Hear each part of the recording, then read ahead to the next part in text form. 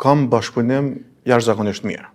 Kam pas bashkëpunim jashtëzakonisht mirë, e thash, me ambasadën amerikane kam pas bashkëpunim shumë të mirë dhe ata kanë qenë mbështetës të fuqishëm që shoqëria civile duhet ta ketë përfaqësuesin këshill.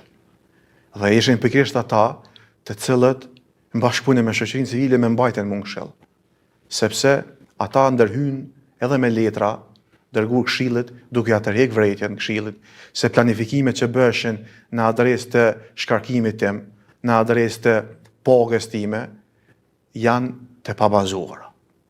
Në anën tjetër, kam bashkëpunim shumë mirë me zyrën e Bashkimit Evropian Kosovë, të cilat me vite nuk ishin trajtuar si duhet nga ana këshillit.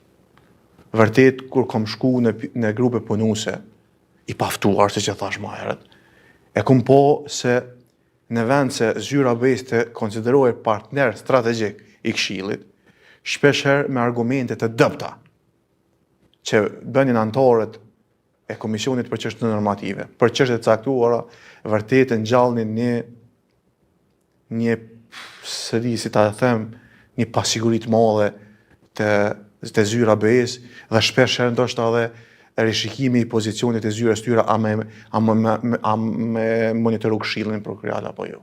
Do thotë, kemi qenë situata jo të mira në raport me ta, mirë po personalisht me kujdes të shtuar kam bashkëpunu me ta dhe kam ofru bashkëpunimin tim që spaku si antar i këshillit. Nëse këshilli nuk po don me ngu propozimet e juaja, propozimet e tyre mund t'i marrë edhe t'i mbështes fuqishëm kur ato i konsideroj, sidomos kur ato vishin dhe ishin në linjë me rekomandimet e Komisionit Venecias. Sinqerisht, e kisha përshtypjen në takimet e grupe punuese se as nuk i kanë lexuar rekomandimet e Komisionit Venecias kur diskutojshëm çështje të caktuara. Prandaj ka qenë më e pakta që do duhet ta bëj nga ana ime të mohat ky një bashkëpunim shumë i ngushtë me zyrën e BE-s dhe partnerët tjerë të këshillit. Me Këshill Prokuroria e Kosovës ka interesa shumë të mëdha, për cilat për më shumë se një dekadë gjysmë raportojmë edhe informojmë publikun se çka ndodh. Sipas jush, pse kjo luftë kaq e madhe në Këshill Prokuroria e Kosovës? Për çka bëhet?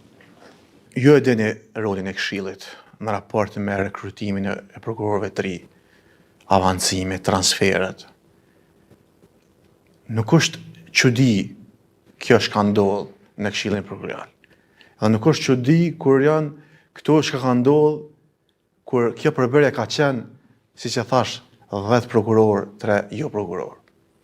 Jo vetë nëse e merrni ndër vite dhe i shihni rekrutimet e prokurorëve të ri.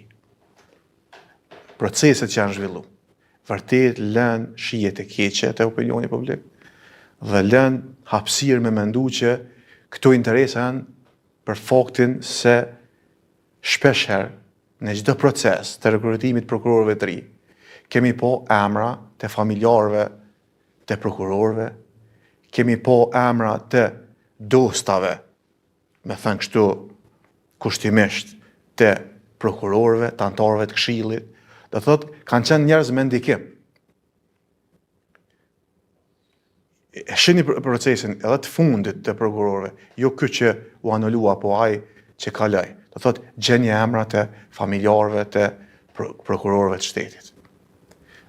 Gjenje emra të familjarëve të cilat mbajnë pozitat e bashkëpunëtorëve profesional, zyrtarëve ligjor në për prokurori. Do thotë e shihni edhe është shumë e çuditshme nëse ju e dyshimt, me thënë kështu ma bot, pse këta njerëz gjithmonë po janë, le të themi, shumë profesional dhe po arrin me marrë ato pozita.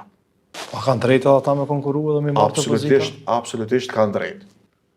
Por është balanci, kur e shoh me listën përfundimtare, del që ka një disbalans shumë të madh mes të këtyre njerëzve që kanë lidhje me prokuror dhe ata që nuk kanë lidhje me prokuror. Sistemi prokuroral nuk po çon si sinjale të mira.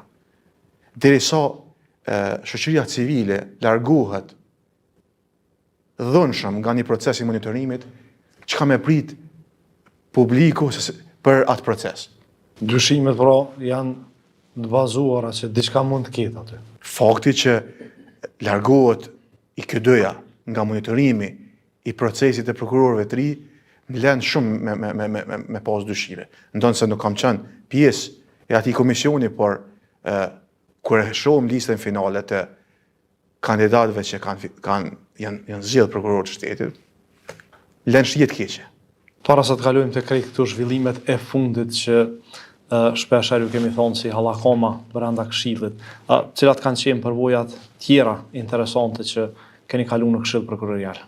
Nuk e dija ki fjalën për përvoja të mira apo të këqija.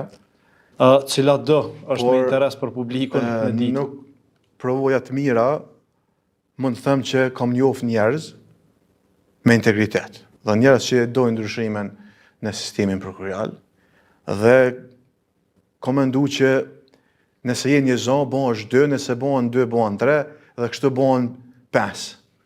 Dhe duke qenë kështu, edhe ndodhi në këto zhvillimet e fundit, kurse shpërvojat mira, kjo kishte përvojë mirë.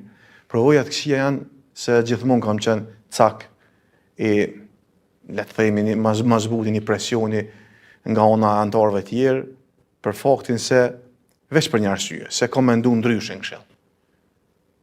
Për mu, transparenca në këshill nuk diskutohet, edhe nuk është diskutu kur.